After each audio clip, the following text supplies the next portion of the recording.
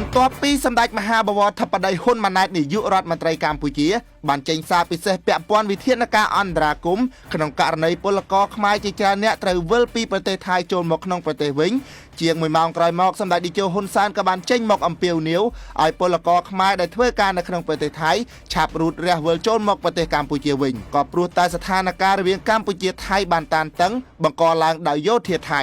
សម្ដេចតេជោហ៊ុនសែនមើលឃើញថាក្រុមជ្រុលនិយមនិងយោធាថៃខ្លះនឹងធ្វើបាបពលករខ្មែរជាមិនខានឡើយ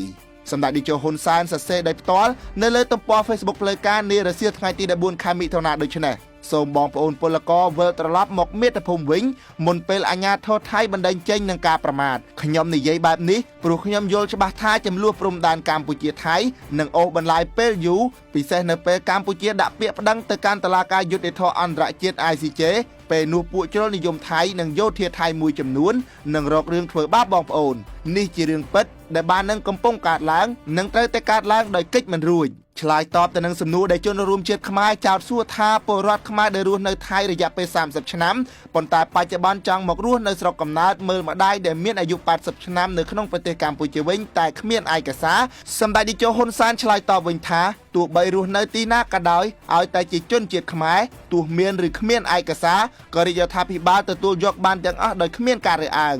ជាមួយគ្នាសម្ដេចតេជោហ៊ុនសែនក៏បានភ្ជាប់សារដែលសម្ដេចមហាបវរធិបតីហ៊ុនម៉ាណែតបញ្ជាទៅក្រសួងសេដ្ឋកិច្ចនិងហិរញ្ញវត្ថុក្រសួងស្ថាប័នពាក់ព័ន្ធត្រៀមលក្ខណៈក្នុងការជួយអន្តរាគមន៍ដល់ពលករខ្មែរដែលត្រូវត្រឡប់មកវិញក្នុងការសម្រួលជីវភាពប្រចាំថ្ងៃតាមរយៈកញ្ចប់អន្តរាគមន៍សេដ្ឋកិច្ចនិងសង្គមគិច្ចមួយចំនួននិងអំពាវនាវឲ្យសមាគមធនាគារនិងសមាគមហិរញ្ញវត្ថុនៅកម្ពុជាជួយសម្រាលបន្ទុកការបង់បំណុលរបស់ពលករខ្មែរក្នុងករណីពលករខ្មែរត្រូវជម្លៀសមកពីប្រទេសថៃច្រើនលើសលប់សម្ដេចធិបតីហ៊ុនម៉ាណែតចាត់ទុកថាក្នុងពេលដែលជាតិនិងពលរដ្ឋមានបញ្ហាប្រឈមការរួមគ្នាជាធ្លុងមួយគឺជាចំណុចខ្លាំងរបស់ខ្មែរ